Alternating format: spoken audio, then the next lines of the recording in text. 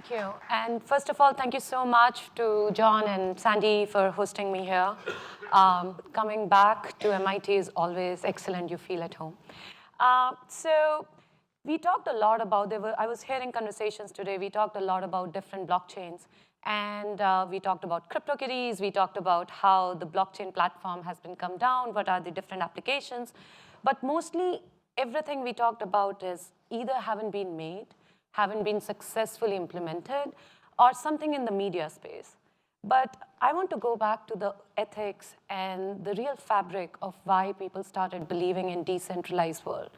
And one of the real core essence of it is how do we put identity and human being and all our work around on blockchain in a decentralized place where it's tamper-proof, where we actually start our life without thinking that if we travel to another country, another world, there is something which is not going to happen, or we're going to take 10 days to settle our financial transactions, 20 days to get our birth certificates, 45 days to prove my identity to get my first license in some other country. So one of the first problem is the distribution of government resources. Has anybody in this audience have ever thought to actually ask government and then expect to receive an answer from the government on the check and balances of every money or every dollar they have spent on any department based on your taxes? And if we have, I didn't see any hands, but I hope 2 or 3 of you have done your civic duty.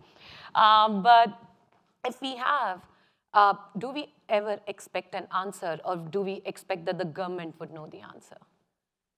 And the whole thing of those resource managements, from data, from taxes, we are in the world of SAPs of the world. How come it doesn't exist for the bigger, most important entities in the world? Identity. We talk a lot about identity, but we talk a lot about identity with respect to just financial transaction, or with respect to just our data on Facebook or Twitter, et cetera. But just imagine your identity, which includes not only your taxes, but your health records, your private banking system, your licenses, your birth certificate. Have you ever imagined if you would be born in a place where as soon as a child is born, your birth certificate is on actually a distributed blockchain system, so that when you go and apply to a university anywhere around the world, it doesn't take 3 months or 6 months to verify your identity or your financial resources. It's actually within a day of landing in any country like US, you get your social security number because everything is verified. And even if you build your identity, the siloed reputation system, which is going to drive pretty much everything, like China is already proving, in a very different way, that is what's going to be our actual reputation. People are not going to say, oh, I know this person, this person, this person, and the family is good, as what happens in emerging markets like India. But it's all going to be online for you. And somebody, a very dear friend of mine, Danny, said something, the starting point for most of the countries to understand the value of blockchain is by liquid democracy. A great idea that makes sure that everybody gets to vote and provide a voting system, that there is no fraud. And every government has jumped to start that conversation. I don't know a single one outside smaller state governments like Boston has tried to do it, who have really jumped on a tamper-proof method of voting, by the way. So I think one thing which I want to highlight today in this limited time I have is to start thinking about this technology for your political, social, and financial inclusivity. Whether you are from emerging market, whether you're emerged market, the real usage of blockchain is going to happen when we have all these compasses together.